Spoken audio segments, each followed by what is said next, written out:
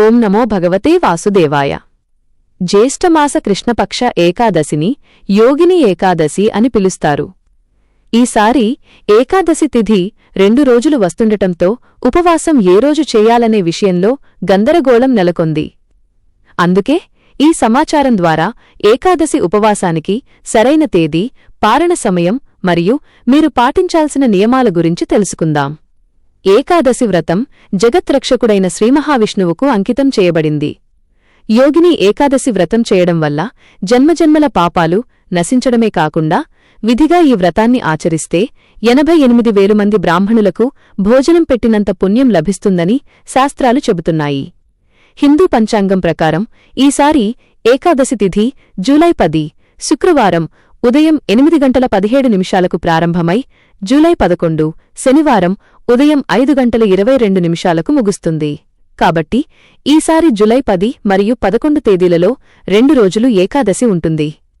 July 10న దశమి తిథితో కూడిన Ekadashi, July 11న ద్వాదశితో కూడిన ఏకాదశి ఉంటుంది.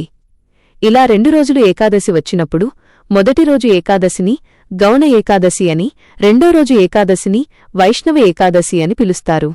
సాధారణంగా దశమి తిథి కలిసిన ఏకాదశిని వదిలేసి రెండో రోజు ఏకాదశి అంటే బ్రహ్మముహూర్తంలో లేదా సూర్యోదయానికి ముందు ఏకాదశి ఉండి ఆపై ద్వాదశి వచ్చే రోజు ఉపవాసం ఉండటం అత్యంత ఫలప్రదంగా భావించబడుతుంది.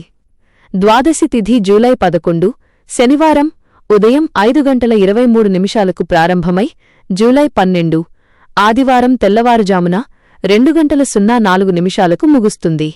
జూలై 10న ఉపవాసం ఉండేవారు జూలై 11 శనివారం మధ్యాహ్నం 1:50 నుండి 4:36 మధ్య వ్రతాన్ని విరమించాలి.